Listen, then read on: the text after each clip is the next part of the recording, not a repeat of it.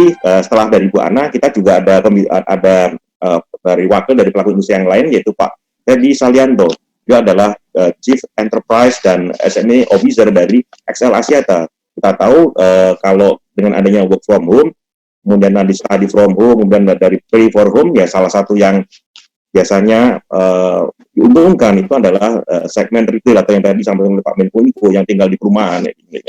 Nah, tapi bagaimana yang sekarang menangani kayak enterprise bisnis apalah namanya kayak gini kan, atau di perkantoran, ini pasti menantang nih kan. Tapi kita percaya nih kan, tadi yang tadi disampaikan oleh Pak Menkominfo, Pak AY ini kan, ini adalah memang jadi momentum ini kan buat kayak pelaku industri telekomunikasi. Kita pengen tahu nih apa yang dilakukan oleh Pak Feby ini dengan teman-teman di XL Axiata nih kan, menghadapi tantangan yang berat, terutama dengan adanya perubahan work from home. Meskipun kita tahu nggak semua sektor kena ini kan, tapi gimana nih Pak Feby menghadapi situasi? Tadi Pak Feby.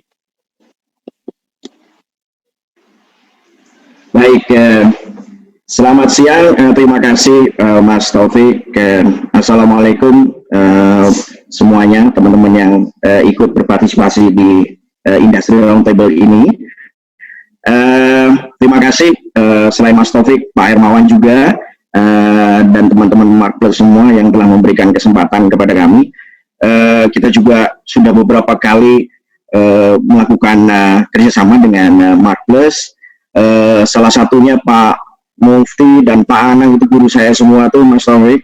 Lalu ada juga beberapa inisiatif yang sedang kita jalankan sekarang, khususnya di enterprise. Juga buat Pak Joni Plate, walaupun Bapak mungkin sudah nggak di sini, terima kasih tadi pesan-pesannya. Pak Arif Rahya yang very inspiring juga pesan-pesannya, dan juga tadi yang saya sudah mengenal sejak beberapa waktu yang lalu dan sangat-sangat semangat ya untuk sama-sama kita di industri telco ini menghadapi situasi pandemi, dan mudah-mudahan kita semua bisa survive, lalu kita bisa prepare untuk kemudian kita melakukan actualizing. Jadi Mas Taufik, saya mau share sedikit.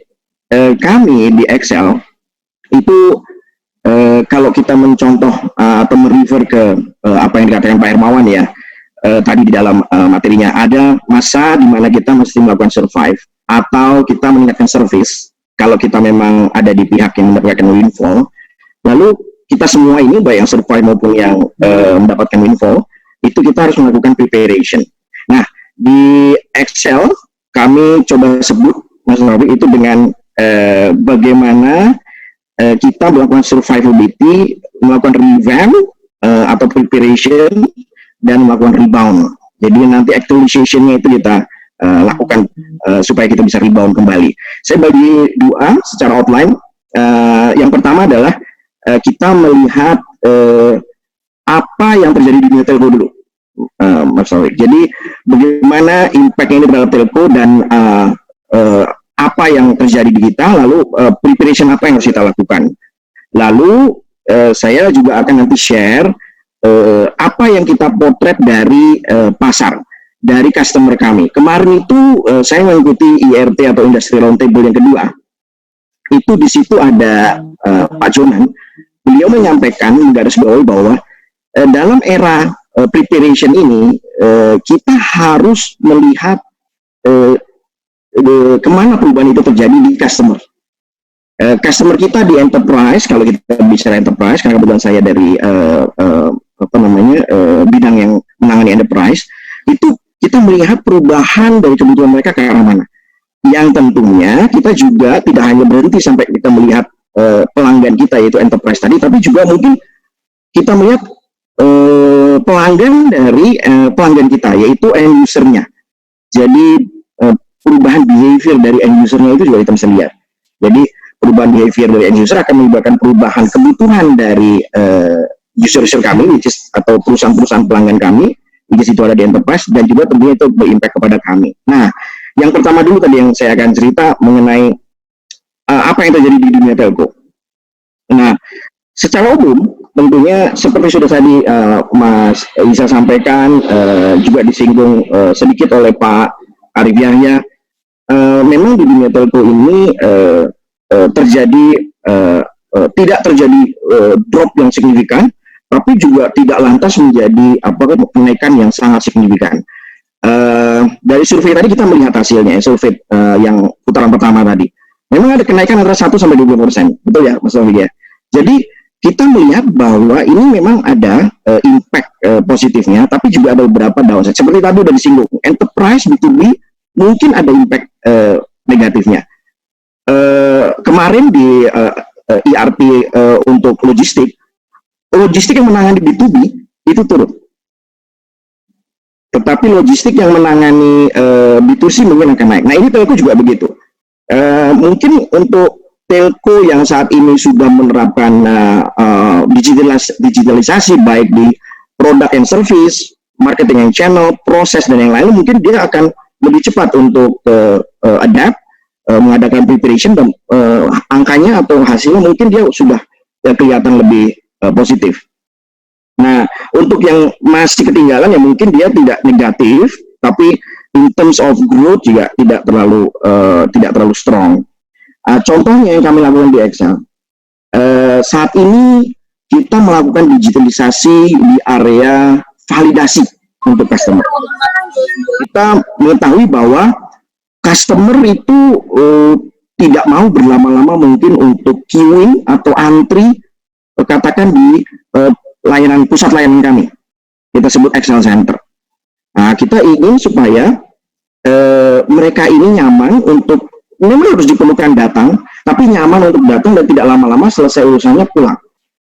Untuk reactivation, untuk SIM yang mungkin sudah tidak berlaku karena sekarang eranya era working from home atau learning from home, mereka berlomba-lomba untuk mereaktivasi layanan yang sebelumnya sempat mati, misalkan begitu.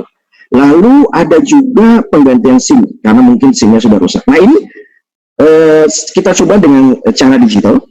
Mereka tidak perlu mengantri lama, mereka mensubmit data-datanya terlebih dahulu melalui media digital. Di sini ada call center kami yang ada channel digitalnya, lalu ada juga email yang itu bisa disubmit sehingga nanti kita melakukan validasi secara online, dan jika memang diperlukan, kalau untuk SIM replacement ini memang dia harus datang karena ada regulasi tertentu yang memang kita harus penuhi.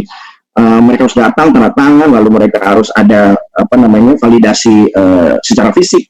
Nah, tapi itu tidak berlangsung lama, itu sebentar saja. Mungkin berkurang hampir sekitar sepertiganya atau seperempatnya dari waktu normal bahkan. Nah, itu yang memang harus datang ke pusat layanan kami. Kita coba untuk lebih simplify, tapi juga tetap secara legal itu comply. Nah, yang kedua juga kita melakukan perubahan di dokumen-dokumen yang memang kita harus sampaikan kepada pelanggan ataupun kepada partner atau kepada mitra melalui e-document, e-invoice. Itu mulai kita terapkan dan itu kita push untuk segera berlaku, karena dalam situasi seperti ini dokumen fisik yang memerlukan resource, orang harus membawa itu menambah risiko dari adanya penyebaran. Kita tahu dengan PSBB semua dibatasi, tapi terus terang kami bersyukur bahwa pemerintah sangat mendukung industri telekomunikasi. Karena itu tetap diberikan allowance untuk melakukan kegiatan, bahkan kalau memang harus ke lapangan, seperti contohnya ke BTS, ke POPS, ataupun di layanan pusat layanan pelanggan kami, itu semua bisa tetap berjalan walaupun dengan jumlah yang kita batasi, NOC juga. Jadi pemerintah memberikan dukungan itu. Ada surat kominfo dari Pak Junupate yang kami mendapatkan, ada dari kepolisian, dari Kabak Intelkam, lalu juga ada dari BNPB itu sendiri. Semua itu diberikan kepada kami semua yang bernaung di industri telco ini. Jadi pemerintah sangat mendukung dalam hal implementasi layanan berjalan di era PSBB ini. Nah, tapi kita tidak tinggal diam, kita tentunya harus lakukan perubahan tadi supaya pelanggan merasa nyaman, tidak merasa khawatir manakala mereka harus berhadapan dengan telco, harus datang, harus ketemu orang dan semacam. Ini kita coba untuk segera percepat dan kita implementasi sudah. Nah, hal lain yang kita juga terimbas di enterprise, Itu tadi saya cerita mengenai pelanggan-pelanggan seluler kami yang datang ke pusat layanan kami atau access center kami. Ada juga pelanggan enterprise. Pelanggan enterprise ini biasanya dia sangat sibuk bicara atau sangat concern terhadap cabangnya. Mereka ingin semua go digital, minta tolong untuk di Excel untuk melakukan solution buat cabang mereka, akses di dalam cabang itu sendiri, bahkan sampai ke digitalisasi yang untuk cabang-cabang mereka. Nah sekarang dengan cabang ini mungkin sebagian tidak terlalu maksimal digunakan, mereka banyak bekerja dari rumah. Nah, kita juga coba shift bahwa resource kita sekarang kita alokasikan ke hal-hal yang memang mendukung pelanggan B2B kita supaya operasional bisa tetap berjalan walaupun mereka sebagian besar bekerja dari rumah. Jadi ada service yang kita sediakan, mungkin itu melalui jaringan seluler kami, dibundle dengan other service seperti mungkin device atau mungkin juga cloud karena mereka juga butuh application dan segala macam. Nanti saya cerita di belakang apa-apa yang kita terapkan untuk beberapa pelanggan yang memang membutuhkan itu. Ini saya bicara dari sisi telkonya itu sendiri. Apa yang terjadi di telco dan gimana kita akhirnya harus melakukan perubahan. Tadi yang Pak Arjaya sampaikan di unusual way-nya itu. Digital is imperative, tapi ada unusual way yang akhirnya kita melakukan segera, kita percepat. Nah itu dari sisi telekomunikasinya, Mas Taufik dan kawan-kawan. Gimana dengan market kita, dengan pasar kita? Seperti kata Pak John yang kemarin singgung, kita harus pelajari di era preparation ini. Apa yang jadi kebutuhan dari pelanggan kita. Tapi tentunya juga kita harus melihat perubahan yang terjadi di end customer-nya. Ini saya ambil contoh. Tadi Mbak Ana juga sudah singgung. Di kampus-kampus, universitas-universitas, semua bicara distance learning. Mungkin dari dulu mereka sudah memiliki learning management system, tapi saat ini kebutuhan itu sangat-sangat signifikan naiknya. Jadi kami bekerja sama dengan seluruh operator, dengan BT juga, itu mencoba untuk memberikan, kita lihat bahwa ini kebutuhan mahasiswa sangat besar, tidak hanya mahasiswa tapi dosennya juga, untuk akses ke learning management system mereka. Jadi kita cari solusi gimana caranya supaya kebutuhan akses ke learning management system itu bisa tetap berjalan. Tadi di awal sudah diberikan data bahwa akses untuk broadband itu memang sebagian besar masih dari seluler. Walaupun yang fixed broadband juga sudah mulai meningkat. Nah, untuk itu kami sebagai penyedia seluler itu mencoba untuk memberikan solusi yang dapat membantu pihak kampus, dosen maupun mahasiswa agar mereka dapat menggunakan distance learning, akses ke learning management system mereka dengan baik. Jadi tadi ada survei bahwa nomor satu network coverage diminta bagus, lalu harga diminta rendah, juga speed, atau ada juga yang bundling tadi sebelum COVID ada juga soal bundling. Itu semua kita address. Jadi low price-nya juga dalam hal ini kita memberikan bantuan berupa paket data yang jauh meningkat. Mungkin cost-nya tidak berbeda, sama, hanya saja kita melihat kebutuhan meningkat untuk masuk ke learning management system, kita berikan kuota data yang jauh lebih besar. Saat ini secara average mungkin sekitar 2-3 kali. Nah ini dukungan kami melihat situasi yang ada di pelanggan-pelanggan kami dan juga di end usernya. Itu bicara distance learning untuk kebutuhan kampus, lalu kebutuhan dosen, mahasiswa dan yang lain-lain. Gimana dengan industri yang lain? Saya cerita lagi, kita potret industri transportasi dan logistik. Ini menarik. Kemarin diceritakan oleh Pak Muhammad Feryadi, beliau sebagai Ketua Asperindo, beliau cerita bahwa ini kita mencoba untuk menggather kebutuhan semua anggota, termasuk transportasi, warehouse dan yang lain-lain. Nah, beliau menyoroti soal warehouse. Transportasi, of course, semua sudah banyak yang bicara. Nah, warehouse gimana? Itu butuh juga yang namanya solusi supaya kita bisa bekerja dari jauh. Orang juga nggak mau datang lalu kumpul rame-rame di sana untuk melakukan pengecekan dan segala macam. Jadi muncullah kebutuhan untuk monitoring aset manajemen atau monitoring warehouse dan yang lain-lain. ini nanti berbasis IoT tentunya. Nah, kami mencoba mempelajari itu, melihat kebutuhannya ke arah sana. Jadi Excel tidak hanya bicara mengenai komunikasi data tadi untuk kebutuhan human seperti dosen, lalu pekerja, lalu mahasiswa dan yang lain. Juga ini kita melihat kebutuhan untuk asset management atau warehouse management. Nah, itu dari warehouse. Gimana transportasinya? Kemarin ada satu masukan yang bagus dari atau sharing bagus dari Pak Zaldi Masita juga dari anggota Asperindo. Itu beliau cerita bahwa bisnis untuk delivery logistik, terutama barang-barang yang fresh itu juga sekarang mungkin meningkat. Kita lihat tadi Pak Aridaya sempat share di code tadi, ada industri-industri yang tumbuh. Salah satunya dari bidang ini, misalkan frozen food, misalkan, atau barang-barang yang memang untuk kebutuhan esensial manusia.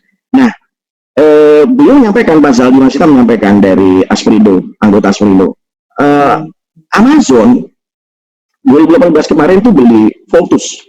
Ini katanya dalam rangka mereka mengembangkan e-commerce ini untuk masuk ke barang-barang fresh juga. Lalu Alibaba juga dia mengakuisisi Hema, juga sama. Ini sebagai jembatan atau sebagai infrastruktur mereka untuk masuk ke barang-barang fresh tadi. Nah, di era PSBB seperti ini, pengantaran ini juga jadi salah satu kebutuhan yang luar biasa. Route kemana mereka bergerak supaya bisa lebih efisien, lalu monitoring dari drivernya itu sendiri, monitoring dari bahan bakarnya, dispatchingnya, itu semua sudah berubah ke arah yang lebih efisien dan harus lebih cepat. Karena orang sekarang terbatas pergerakannya. Nah, ini kami di Excel Enterprise mencoba untuk mencarikan solusi, dan alhamdulillah kita sudah jalankan solusi ini sejak akhir tahun lalu. Ada beberapa klien dan sekarang akhirnya banyak lagi permintaannya, cukup signifikan tambahannya karena situasi tadi. Ya, mudah-mudahan transportasi logistik ke warehouse dan segala macam ini juga perubahannya bisa kita dukung.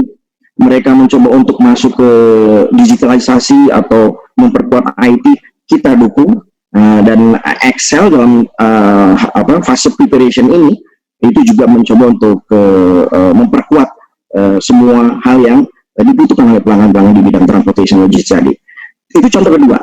Contoh ketiga ini mungkin lebih umum sifatnya. Kita melihat bahwa seluruh industri membutuhkan akses dari rumah, yang itu mungkin membutuhkan juga aplikasi-aplikasi yang biasanya dulu belum terlalu diperhatikan. Contohnya menggunakan mobile office, Microsoft Office di mobile, atau mereka mencoba untuk punya storage di cloud yang jumlahnya cukup besar, atau mungkin mereka ingin menggunakan video application, tidak hanya Zoom tapi juga yang lain seperti Teams misalkan. Nah, ini kita coba create paketnya dan sudah berjalan. Sebetulnya ini sudah mulai kita perkenalkan sejak tahun lalu. Hanya saat ini jadi kita percepat akselerasi untuk capacity-nya dan segala macam kita tambah supaya pelanggan-pelanggan yang semuanya berbondong-bondong bekerja dari rumah ini tidak terkendala. Jadi ada paket yang kita sediakan baik untuk connectivity yang tadi data paket atau kuota datanya sangat murah, lalu kita sangat murah dalam arti kapasitasnya atau kuota data kita tambah 2-3 kali lipatnya. Lalu juga kita bundle dengan application untuk Office ataupun juga untuk OneDrive Cloud dan juga untuk Microsoft Teams. Jadi ini semua memudahkan para profesional yang memang dia dituntut untuk bekerja dari rumah. Itu beberapa contoh aja yang kita dunia telco mengamati perubahan-perubahan kebutuhan yang ada di pasar, dan kami mencoba untuk beradaptasi, menyesuaikan dengan perubahan tersebut. Jadi sekarang di Excel sendiri kami perkuat dan kami nomor satukan penambahan coverage, penambahan kapasitas, karena kita tahu bahwa teman-teman ini semua yang bekerja dari rumah awalnya mungkin tidak terkendala karena jarang bekerja di rumah, tapi sekarang semuanya global ke residensial. Jadi kapasitas di daerah-daerah yang padat untuk pengguna akses tadi untuk bekerja dari rumah kita perkuat. Nah, itu masih nomor satu dari fokus pengembangan infrastruktur kami. Jadi capacity itu kita perkuat, kita tambah terus. Capex kami nomor satu akan diarahkan ke situ. Nomor dua tentunya digitalisasi dan IT. Ini berlomba-lomba tentunya dengan peningkatan kebutuhan atau peningkatan permintaan yang ada di pasar itu sendiri. Hal-hal lain seperti dukungan kami Excel untuk masyarakat, untuk pemerintah juga kita di era seperti ini kita mencoba turut berpartisipasi. Kita tahu bahwa seperti Pak Irmawan selalu sampaikan, marketing is about product, about customer, and also about brand. So kita tidak mau hanya bicara kita bagus di sisi produk, lalu customer juga kita cukup dekat dan kita tahu apa kebutuhannya. Tapi brand kita juga mencoba untuk mengembangkan bahwa Excel ini adalah perusahaan yang mencoba untuk paham dan tahu mengenai kebutuhan masyarakat di era seperti sekarang ini. Dan kita mencoba membantu masyarakat dan pemerintah dengan melakukan beberapa inisiatif. Ada ke pihak BNPB kita lakukan, ada juga ke pihak tadi Dikti dan kampus, lalu ada juga ke beberapa lembaga atau institusi pemerintahan. Kita semua berikan dukungannya. Yang tadi Pak Rilik sempat singgung mungkin almost close dan 2 triliun rupiah, itu mungkin sebagian besar, sebagian juga memang kontribusi dari kami, tentunya juga teman-teman yang lain, yang mudah-mudahan sekali lagi bisa membuat masyarakat kita tetap bisa berkreasi dari rumah, bekerja dari rumah, belajar dari rumah, sehingga menjadikan kita punya value lebih, walaupun kita tidak harus ada di office atau kita harus ada secara fisik di tempat kerja seperti biasa. Jadi itu saja Mas Taufik dan kawan-kawan yang bisa kita sampaikan dari Excel. Mudah-mudahan di rumah kita semua bisa menjadi lebih baik, lebih produktif dan lebih sehat. Terima kasih.